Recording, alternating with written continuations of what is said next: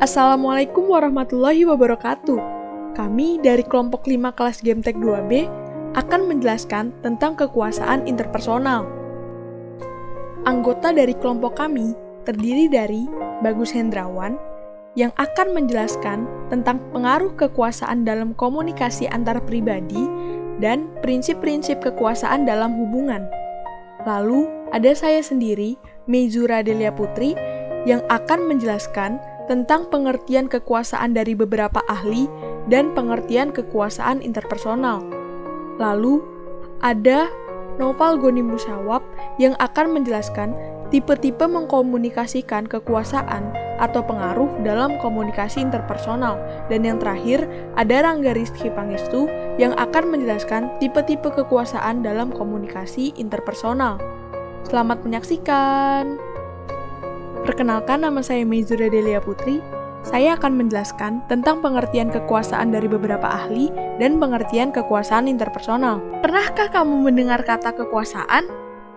Pasti sudah tidak asing lagi, bukan? Mungkin sekilas terbesit di kepala kalian, kekuasaan itu layaknya seorang raja yang memiliki kuasa atas rakyatnya, kekuasaan hukum, kekuasaan pemerintahan, kekuasaan politik, kekuasaan militer, dan lain sebagainya. Jadi, apa sih yang dimaksud dengan kekuasaan? Menurut Kamus Besar Bahasa Indonesia, kekuasaan yaitu kuasa atau kemampuan atau kesanggupan ataupun daerah yang dikuasai. Sedangkan beberapa ahli menyatakan, menurut Ramlan Surbakti, kekuasaan yaitu kemampuan untuk memengaruhi seseorang atau kelompok orang untuk bisa berpikir dan bertindak atau berperilaku sesuai dengan keinginan yang memengaruhi.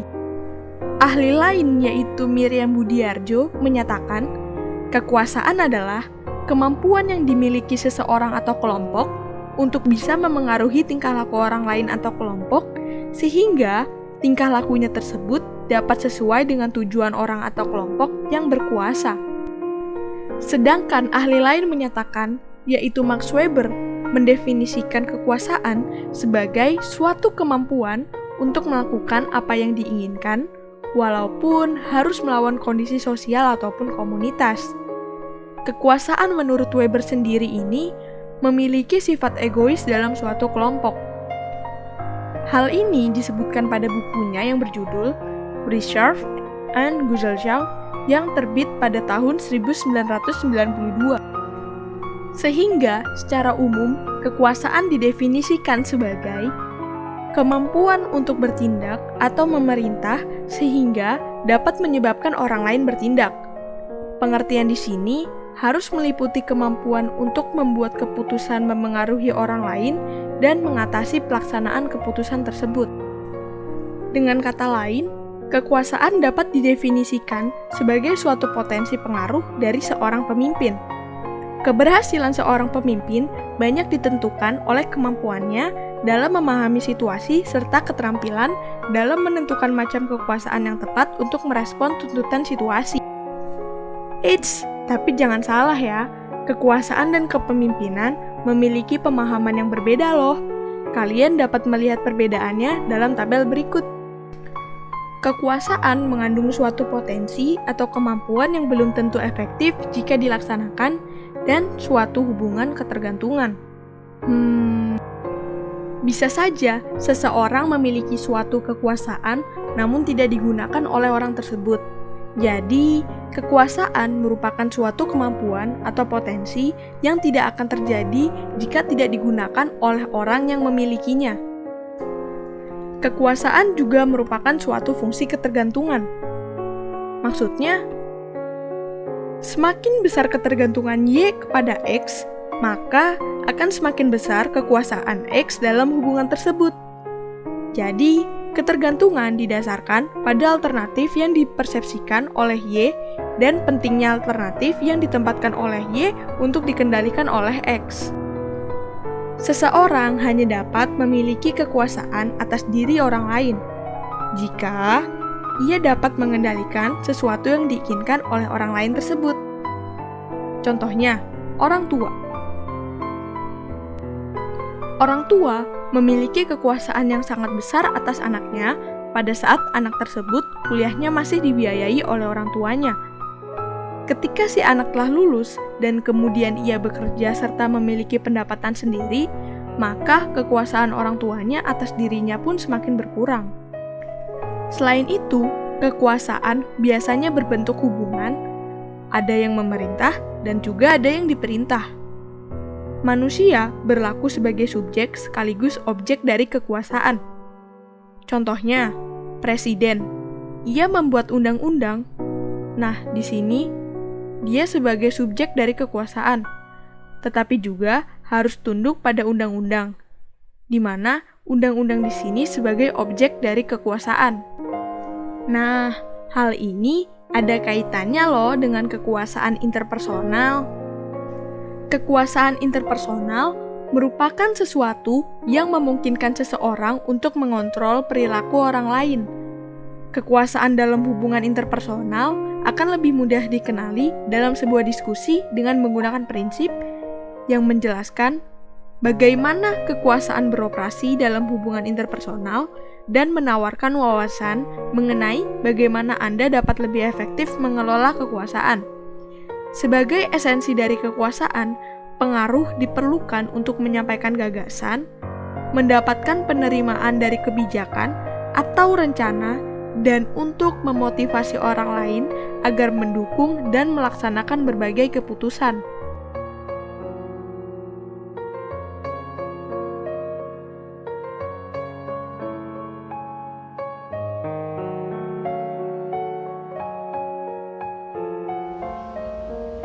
Halo, saya Bagus Hendrawan.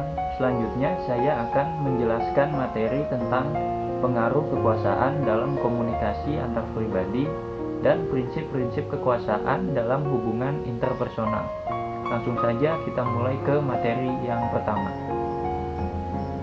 Yang pertama adalah pengaruh kekuasaan dalam komunikasi antar pribadi menurut Martin tahun 2005. Pertama, kekuasaan dapat mempengaruhi apa yang Anda lakukan, ketika Anda melakukannya, dan dengan siapa Anda melakukannya.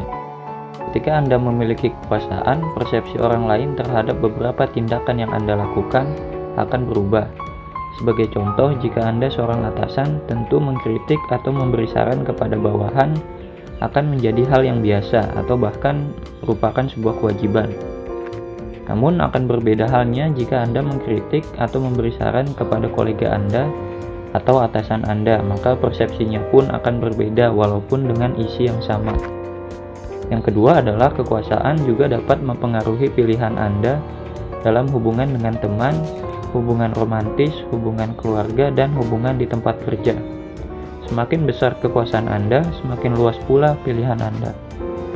Ketiga adalah kekuasaan juga mempengaruhi seberapa sukses Anda merasakan hubungan itu. Jika Anda seorang pemimpin, tentu Anda akan merasa gagal apabila pengikut Anda tidak mengikuti perintah Anda. Dan yang keempat adalah kekuasaan juga dapat menimbulkan makna seksi bagi perempuan maupun laki-laki. Orang lain akan lebih tertarik kepada seseorang yang bisa memimpin atau memiliki kekuasaan dikarenakan seseorang yang memiliki kuasa terlihat lebih unggul, berwibawa, dan dapat diandalkan. Kedua adalah prinsip-prinsip kekuasaan. Kekuasaan dalam hubungan interpersonal akan lebih mudah dikenali dalam sebuah diskusi dengan menggunakan prinsip-prinsip yang menjelaskan bagaimana kekuasaan beroperasi atau hierarki dalam hubungan interpersonal, dan menawarkan wawasan mengenai bagaimana Anda dapat lebih efektif mengelola kekuasaan. Prinsip kekuasaan yang pertama adalah beberapa orang lebih berkuasa daripada yang lain. Beberapa orang dilahirkan ke dalam kekuasaan, dan beberapa dari mereka tidak dilahirkan dalam kekuasaan, namun mereka belajar untuk mendapatkan kekuasaan itu. Kekuasaan biasanya berbentuk hubungan, dalam arti bahwa satu pihak yang memerintah dan ada pihak yang diperintah, satu pihak yang memberi perintah dan satu pihak yang mematuhi perintah. Tidak ada persamaan martabat, selalu ada satu yang lebih tinggi daripada yang lain, dan selalu ada unsur paksaan dalam hubungan kekuasaan. Kekuasaan dapat menghasilkan hubungan yang dekat menjadi kekerasan antar pribadi. Suami yang memiliki kekuasaan yang lebih kecil dalam hubungan suami istri mereka cenderung menjadi kasar terhadap istri-istri mereka daripada suami yang memiliki kekuasaan yang besar. Lebih lanjut, bahwa terjadinya kekerasan dalam pernikahan seringkali disebabkan karena kurang memahaminya seseorang dalam cara mempengaruhi terhadap satu sama lain. Prinsip yang kedua adalah kekuasaan dapat dibagi. Beberapa orang berpendapat bahwa kekuasaan harus dijaga. Membaginya dengan orang lain, maka kita telah menghilangkan sebagian dari kekuasaan kita. Namun, sebagian yang lain berpendapat bahwa dengan membagi kekuasaan, dengan memberdayakan orang lain, maka sebenarnya kita telah menumbuhkan dan menambah kekuasaan kita. Yang terakhir adalah kekuasaan dapat meningkat atau menurun. Anda dapat mempelajari teknik-teknik negosiasi dan meningkatkan kekuatan Anda dalam situasi kelompok. Anda juga dapat mempelajari prinsip-prinsip komunikasi dan meningkatkan daya persuasifnya.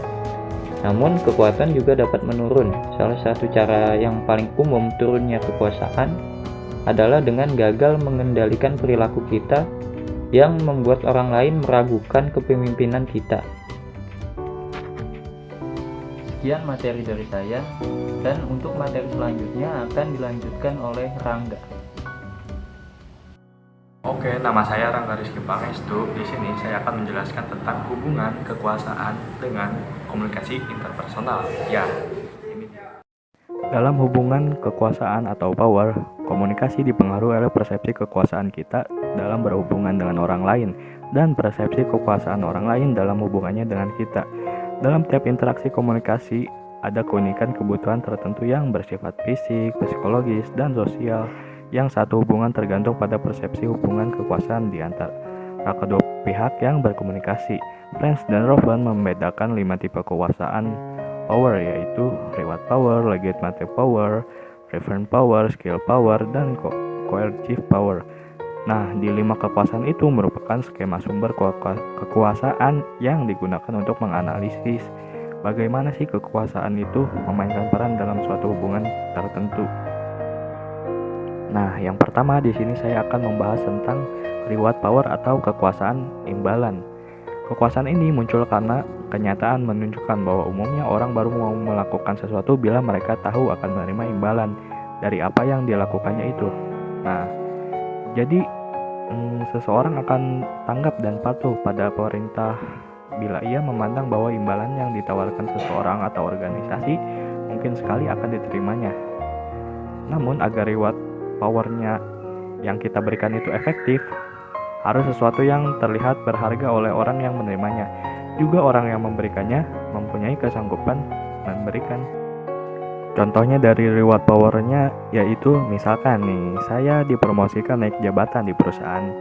Namun saya tidak menyangka dengan reward yang diberikan karena saya baru di perusahaan itu sekitar hanya 2 bulan. Nah, yang kedua di sini kita membahas kekuasaan paksaan atau coercive power. Jenis kekuasaan ini mengandung unsur pemaksaan, seperti jika seseorang melakukan sesuatu yang sesungguhnya tidak ingin dilakukan. Tujuan utama dari kekuasaan tipe ini adalah untuk mendatangkan kepatuhan. Yang namanya paksaan sudah pasti ya bersifat negatif, seperti contoh nih, sang pemimpin cenderung menggunakan ancaman dalam gaya kepemimpinan mereka. Bawahan akan patuh dan taat, kadang-kadang karena takut dipecat atau diturunkan pangkat. Nah, yang ketiga ini kekuasaan legitimasi atau legitimate power. Kekuasaan ini berdasarkan hukum yang dinyatakan dari norma-norma atau nilai-nilai yang ada di dalam organisasi. Memberikan hak kepada individu atau kelompok untuk menentukan tingkah laku tertentu. Nah, orang yang memegang posisi tertentu atau memiliki jabatan dalam struktur organisasi atau institusi sosial,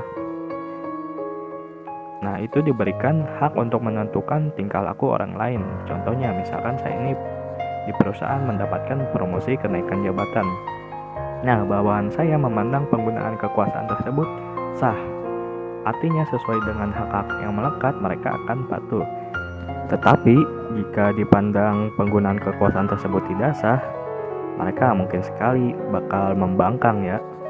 Next, yang keempat ialah kekuasaan panutan atau referent power.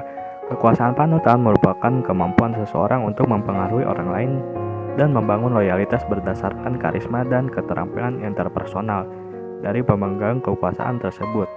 Nah, seseorang mungkin dikagumi karena sifat pribadi tertentu atau terutama bakat kepemimpinan alamiahnya, dan kekaguman ini menciptakan kesempatan bagi pengaruh interpersonal. Dengan seperti itu ya, karisma orang tersebut merupakan dasar dari kekuasaan panutan. Nah, misalkan saya ini mengagumi atasan saya di perusahaan karena karakternya yang baik dan sopan, bahkan dia memajukan perusahaan hanya dalam waktu 2 tahun. Nah, yang terakhir ini kekuasaan karena keahlian atau expert power. Kekuasaan karena keahlian ini berkaitan erat dengan pengaruh yang ditimbulkan oleh seseorang karena keterampilannya atau skillnya, yang dimana tidak semua orang memiliki skill tersebut. Nah, semakin sulit mencari pengganti orang yang bersangkutan, semakin besar kekuasaan yang ia miliki. Contoh, saya ini marketing digital yang terkenal handal dalam menjalankan iklan dan mendapatkan keuntungan yang besar dari iklan tersebut. Maka dari itu, saya dapat dengan mudah meyakinkan klien untuk bekerja sama. Nah, itulah 5 hubungan kekuasaan atau power dengan komunikasi interpersonal. Sekian dari saya, terima kasih. Assalamualaikum warahmatullahi wabarakatuh. Nama saya Noval Goni Musawab dari Gametech 2B. Di video ini saya akan menjelaskan tentang tipe-tipe mengkomunikasikan kekuasaan dan pengaruh dalam komunikasi interpersonal. Yang pertama, the controlling style. Gaya komunikasi yang bersifat mengendalikan ini ditandai dengan adanya satu kehendak atau maksud untuk membatasi, memaksa, dan mengatur perilaku, pikiran, dan tanggapan orang lain. Dan orang-orang yang menggunakan gaya komunikasi ini dikenal dengan nama komunikator satu arah atau one-way communicator. Biasanya the controlling style ini digunakan oleh seorang bos atau leader dalam sebuah organisasi. Yang kedua, the equalitarian style. The equalitarian style of communication ini ditandai dengan berlakunya arus penyebaran pesan-pesan verbal secara lisan maupun tertulis yang bersifat dua arah. Dalam komunikasi ini tidak dikomunikasikan secara terbuka, yang artinya setiap anggota organisasi dapat mengungkapkan gagasan ataupun pendapat dalam suasana yang demikian, memungkinkan setiap anggota organisasi mencapai kesepakatan dan pengertian bersama. Orang-orang yang menggunakan gaya komunikasi yang bermakna kebersamaan ini biasanya adalah orang-orang yang memiliki sikap kepedulian yang tinggi serta berkemampuan dalam menjaga hubungan baik dengan orang lain. Yang ketiga, the structuring. Gaya komunikasi yang terstruktur ini memanfaatkan pesan-pesan verbal secara tertulis maupun lisan guna memantapkan perintah yang harus dilaksanakan, penjadwalan tugas dan pekerjaan secara struktur organisasi. Yang keempat, the dynamic style. Gaya komunikasi yang dinamis ini memiliki kecenderungan agresif karena pengirim pesan atau sender memahami bahwa lingkungan pekerjaan berorientasi pada tingkatan. Tujuan utama gaya komunikasi yang agresif ini adalah menstimulasi atau merangsang pekerja atau karyawan untuk bekerja secara cepat dan efektif, dan biasanya digunakan dalam mengatasi persoalan yang bersifat kritis. Yang kelima ada the relinquishing style. The relinquishing style. Gaya komunikasi ini lebih mencerminkan kesediaan untuk menerima saran, pendapat, ataupun gagasan orang lain daripada keinginan untuk memberi perintah. Meskipun pengiriman pesan mempunyai hak untuk memberi perintah dan mengontrol orang lain.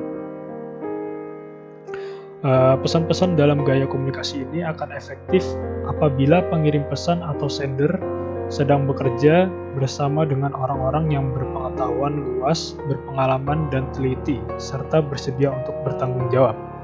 Yang keenam, the white drawl style. Akibat yang muncul jika gaya ini digunakan adalah melemahnya tindak komunikasi. Artinya tidak ada keinginan dari orang-orang yang memakai gaya ini untuk berkomunikasi dengan orang lain. Karena ada beberapa persoalan ataupun kesulitan antar pribadi yang dihadapi oleh orang-orang tersebut.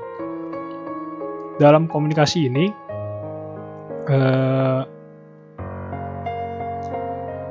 biasanya dalam deskripsi yang konkret, ada ketika seseorang mengatakan saya tidak ingin dilibatkan dalam persoalan ini. Pernyataan ini bermakna bahwa ia mencoba melepaskan diri dari tanggung jawab. Sekian dari saya, kurang lebihnya mohon maaf. Wassalamualaikum warahmatullahi wabarakatuh.